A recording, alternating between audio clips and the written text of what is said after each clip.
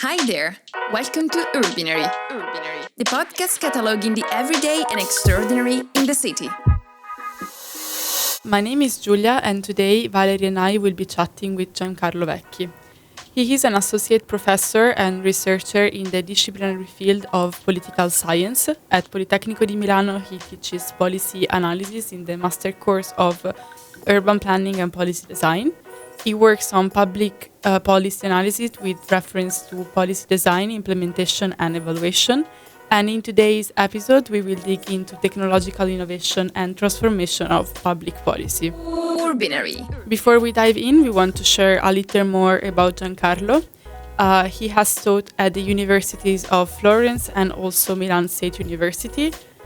He was president of the Italian Association of Evaluation, and his main research topic includes public sector modernization policies and intervention, with projects on innovation in the judiciary, e-government development and performance management development in the public administration, but also policy evaluation research.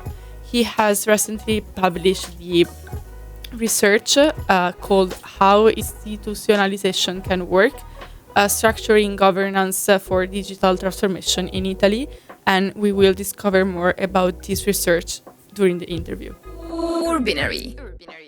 Hi Giancarlo, we're excited to have you join us in the Poly Radio studio today. Well, it's a pleasure to be here with you and to answer to your questions. As we know, part of our formation as urban planners includes the proposal and correct design of territorial policies, which allow us to execute our planning proposals for the city. So, we would like to start our discussion today asking what is the definition of public policy and how these can be shaped to be used as a strategy in territorial and regional planning. Public policy is, first of all, a paradigm, a sort of framework, and using this paradigm, you can analyze the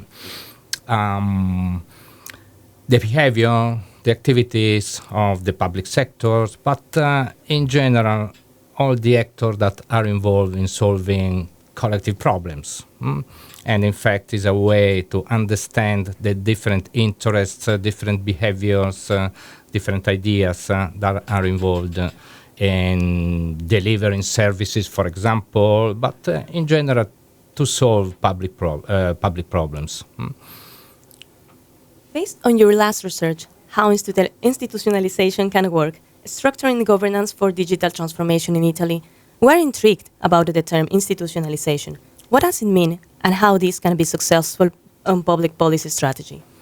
Well, first of all, I want to continue some element of the first questions, because I didn't answer part of your questions regarding the use of policy in territorial urban planning, and I want to underline the fact that, if you think that a plan, an urban intervention, urban project is a way to solve public problems, you can interpret your work as a policy that want to address public problems through the involvement of different actors. Actors that are able to support you, but also actors that are not, that they do not agree with you, so are opposers, etc. So thinking how to improve the opportunity to implement your project, your plan. This is really connected with the term institutions or institutionalizations, because one of the elements of your project, urban plans, is to last during time, to be sustainable during the time. So institutionalization means this kind of problem, how to how to sustain your interventions against opposers, against factors that are in the environment, and to produce results during the time. Institutions are in fact rules, behaviors, traditions that shapes, influence the behavior of people. And one of our desires in terms of innovations and policy innovations and policy change that we want to produce a change in the world because we think that there are problems. And we want that this change will last in the future. Okay, thank you, Giancarlo. Moving forward on the research line, nowadays the technology is gaining strength in all aspects, as for example within our governments. How can the digital innovation strategy be used within the public sector? Well, good question. There are many dimensions that regard these questions. Well, the first is the fact that we can, with this revolution, that is the revolution of our times, we can ameliorate policies and services. If we think that there are different stages of a policy process, we can think the use of, we can explain different uses of new technology, of digitization. For example, in the formulation phase of a policy, of a plan, we can improve the participation of citizens, companies, using new technologies, digital platform to improve participation. We can collect many data. Big data, for example, is one of the terms of our times, to improve and to provide evidence for decision-making processes.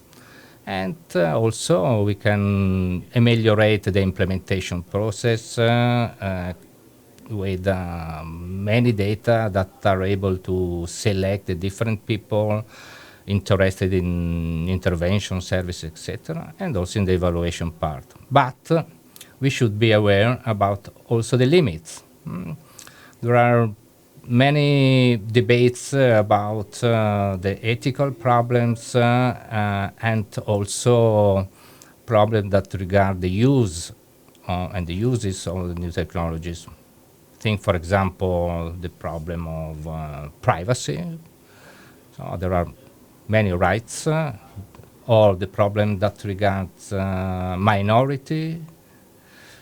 You know that there are experiences in using algorithms and artificial intelligence in public policy, but that are really constructed these algorithms to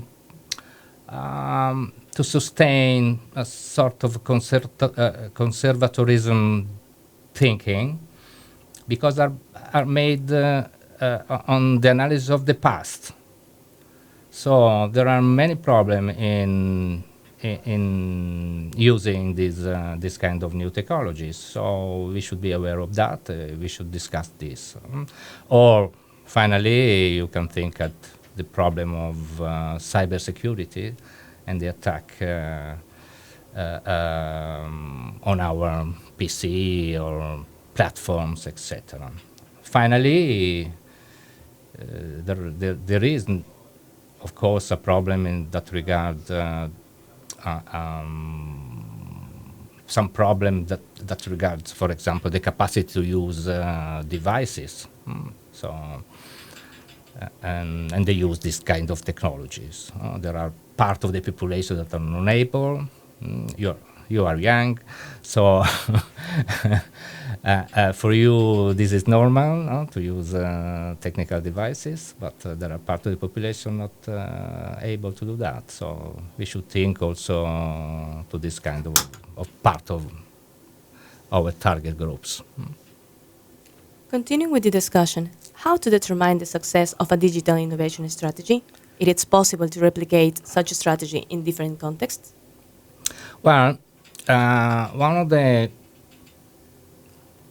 interesting topics in my research with my colleagues, in particular with my young colleague Marco Di Giulio, is the fact that we should think at the new technologies implementation as a policy process or a policy making process, with different actors interested in that.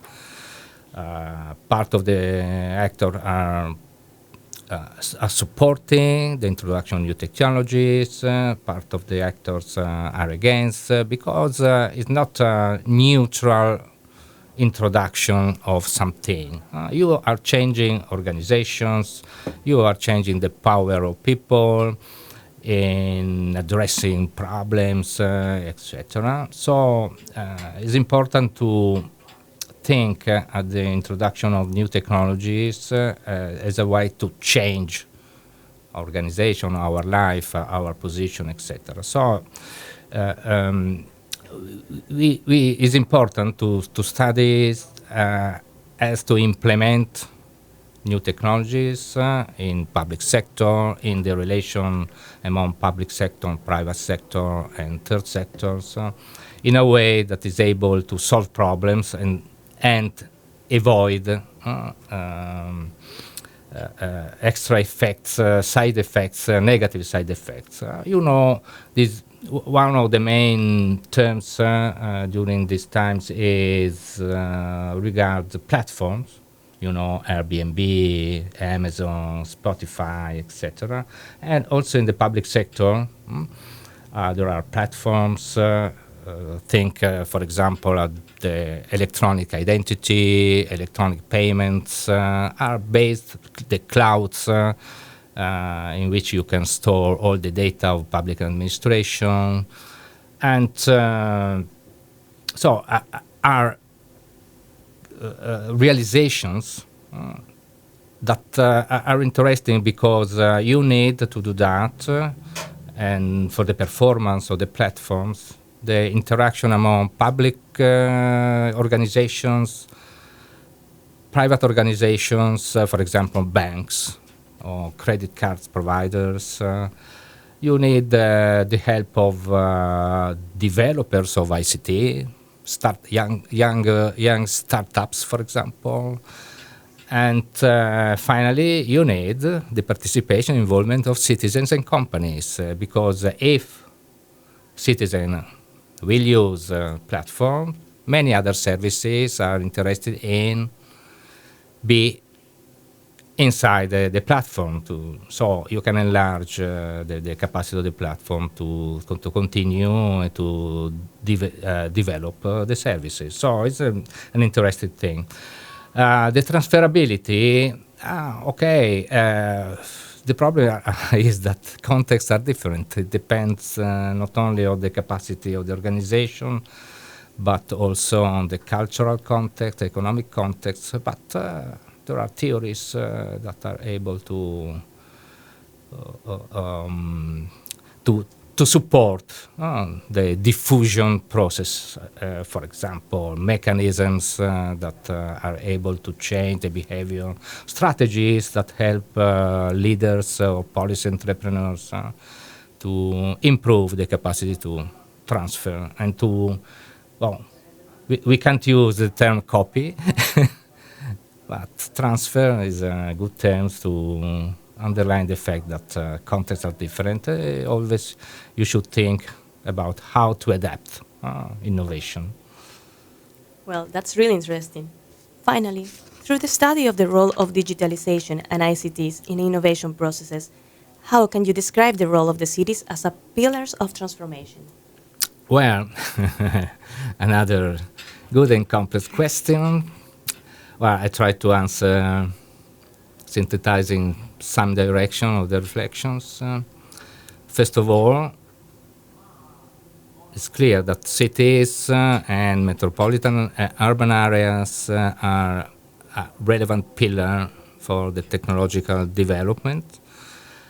There are many research about urban ecosystems that are the basis for technological improvement, technological development, because in this kind of ecosystems, urban ecosystem, you can find talent, many people with good training, good education, different disciplines that are available in urban territory, companies, financial and economic resources, startups, public bodies that want to support innovation, and finally, but not at the end, but relevant universities and research centers. So you find in cities many of these kind of actors that are relevant to produce innovations, and digital technological innovation. On the other side, there are negative side effects, but because this kind of ecosystem, they are attracting these talents and diminishing the opportunities, the potentiality, the resources of other territories. So we should be aware about this kind of side effects that are characterizing the development of technologies that are supporting and improving the capacity of certain urban area and with other areas that are now more poorer. Could you please talk about a little bit about a case study or maybe an example that comes to your mind about the digital innovation strategy? Okay, of course, this kind of intervention that regard mainly cities are called, for example, using the term smart cities, that you can apply to a wide range of intervention. For example, in public transport planning, you can collect many data, big data, using the device of many citizens, for example, smartphones that are able to follow you during your path or ways, using your private cars or private bicycle or public transport or walking, and understanding, for example, the path of citizens in using public spaces, or in planning the time of public transports, and in delivering also complementary services, because you can transfer this kind of data to startups or young developers to think that. Why young developer? Because they are able to think in a new way, and in doing so, public data are able to be also an economic resource for the community. Take, for example, there are examples not only in Italy but in UK, in many countries, about the use of data that regard public transport, and so young developers realized apps to help people in selecting the better way for a trip, to go from a point A to a point B using app provided by private companies, etc., or third sector company, etc. Or there are many applications in the culture sector, for example, in cities, because you can see a museum also in your PC, planning your visit, selecting the part that museum that are more interesting for you, and in urban planning, because you are using the big data and artificial intelligence to produce mock-ups, to produce the result of a plan for in the future, considering different factors that will influencing your plan. And this last element is really important because, one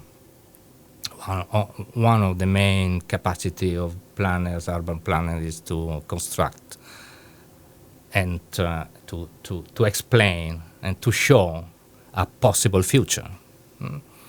other disciplines are able to analyze the situation, your particular capacities to organize and to show a possible future, to explain with appropriate narrations a possible future. Urbinary. To conclude our interview, I would like to ask you some common questions to the whole podcast. A question that can help us as young urbanists to pose reflection for the cities in which we and future generation will live. So firstly, I would like to ask you, what is a city for you now and what should it be in the future, given the changing nature of citizenship in the 21st century? Really complex questions. I can only describe some tensions that are present in the debate about the future of cities, or the debate that I'm following, of course. Well, first of all, it's really the century of cities, this one, because the growing population of our world and the fact that the population is now becoming, in the great majority, living in cities, in metropolitan areas. So, well, a really relevant question, in particular in Europe, I think is we will able to maintain the classical European city, or we will follow the example of the other part of the world and that have mega cities or regional cities. Well, in fact, we can think at Milan and the urban area as regional cities, but when I talk and I read the thesis of my Chinese students or South American students, well, the scale of this kind of cities is really big. So this is one question: how to organize our cities in those terms, and how to use technologies to organize cities, these mega cities and mega metropolitan areas.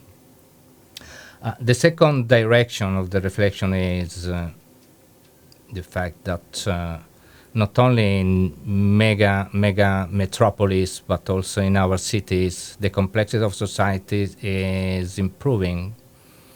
And so we need the capacity to cope with this kind of differentiation, this kind of pluralism. And you know that one of the discussion or debate is that change in our society is difficult because we should take in account the different interests, different position of the population, the pluralisms. But now this kind of pluralism is really high, and so how to implement innovations in this complex world. Another kind of problem to regard the so-called wicked problems. So really complex problems. Environment, migrations, for example, health, etc. That find in the cities not only technological and innovation ecosystems, but also one of the main examples of this kind of problems. So just to quote how to copy cities, climate change effects. We can see in Italy during these times this kind of effects just because the vulnerability of not only of the territory but also the society is higher in comparison with the past, because we have got a lot of values, resources in our life. And another set of problems regards the way the industry and the production system is following. We live in technologies are changing, are increasing. The innovation of ICT and digitization is continuing during the time, and this has got an effect on the space that is used by the production systems. So we can see these kind of problems in our city that regard abandoned sites and how to use and reuse these kind of sites to maintain the structure of the cities, of districts, of part of the cities. Is another relevant problems. And regarding the future and the role of planners, well, of course,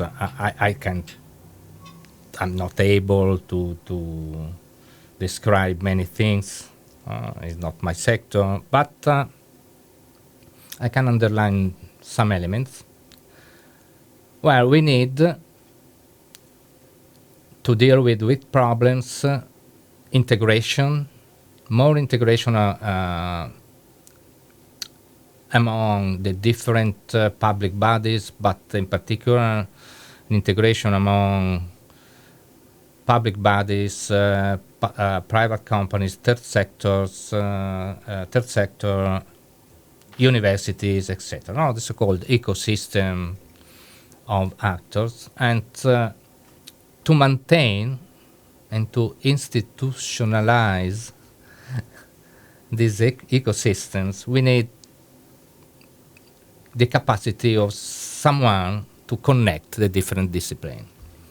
An integrator, an interpreter, and a boundary spanner,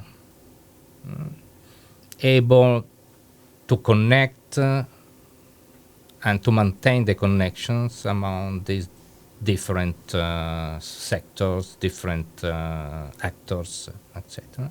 And I think that the planner could be really one of these relevant subject or better relevant actor able to have this, to play this role.